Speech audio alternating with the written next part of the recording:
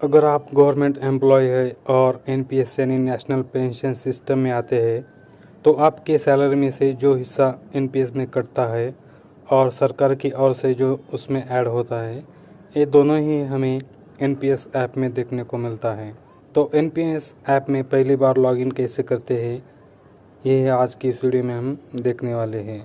इसके लिए हमें प्ले स्टोर पर जाना होगा और सर्च में एनपीएस टाइप करके सर्च करना है। तो इस तरह का लोगो है, इसे मैंने पहले डाउनलोड किया है, आप भी उसे डाउनलोड कीजिए।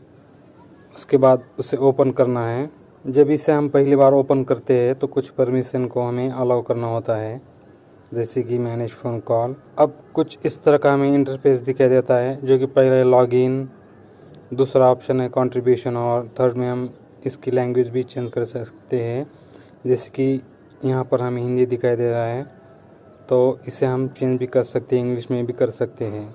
तो हमने इसकी लैंग्वेज भी चेंज की है। हमें फर्स्ट टाइम लॉगिन करने के लिए प्रान नंबर की ज़रूरत पड़ती है। जो भी गवर्नमेंट एम्प्लॉय है उनका जो एनपीएस में खाता हम निकालते हैं तो उस समय हमें रजिस्टर करते समय हमारा मोबाइल नंबर और कुछ डिटेल्स, उसके साथ में हमें हमारा ईमेल आईडी भी उसमें हमने दिया होता है। तो उस ईमेल आईडी पे हमें हमारा प्रान नंबर मिल जाता है, या फिर आप मंथली जो स्टेटमेंट आती है सीआरए की तरफ से, उस पर भी प्रान नंबर दिया होता है। तो लॉगिन करने के लिए हमें लॉगिन वाले ऑप्शन पर क्लिक करना है। क्लिक करने के बाद यहाँ पर हमें सबसे नीचे वाला ऑप्शन जो रीसेट पासवर्ड, इस वाले ऑप्शन पर हमें क्लिक करना है। तो क्लिक करने के बाद हमें दो ऑप्शन मिलते हैं, यूजिंग सीक्रेट क्वेश्चन और सेकंड है यूजिंग ओटीपी।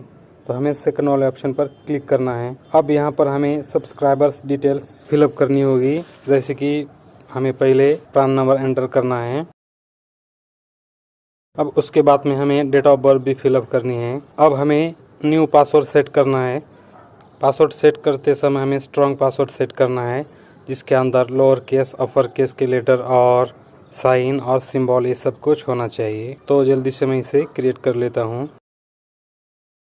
उसके बाद में हमें कैप्चा कैलकुलेट करके यहाँ पर फिलअप कर लेना है और नीचे जनरेट ओटीपी, इस वाले ऑप्शन पर हमें क्लिक करना है। अब हमारा जो भी हमने रजिस्टर्ड नंबर पे हमारा एक ओटीपी जाता है, तो ओटीपी आ चुका है मेरा, तो इससे फिर से ओके करना है। अब नीचे वाला ऑप्शन आ गया है एंटर रिसीव्ड ओटीपी, इस वाले ऑप्शन पर हमें ओटीपी फिलअप कर लेना है और उसके बाद में सबमिट वाले ऑप्शन पर हमें क्लिक करना है। तो जब हम ओटीपी को सबमिट करते हैं तो यहाँ पर हमें एक्नॉलेजमेंट नंबर दिखाई देता है, उसके नीचे प्रान नंबर, उसके नीचे सब्सक्राइबर्स डेट ऑफ बर्थ और टाइम स्टैम्प, यानी हमने कब इसे लॉगिन किया है। अब हमें इसे बैक लेना है। बैक लेने के बाद हमें फिर से लॉगिन करना है। लॉगिन करने के लिए यहाँ पर हमें प्रान नंबर टाइप करना है और नीचे पासवर्ड जो हमने अभी क्रिएट किया था, और रिमेम्बर प्रान नंबर, मतलब बार बार हमें टाइप करने की जरूरत नहीं पड़ती है, तो इसे चेक इन ही रहने देते हैं।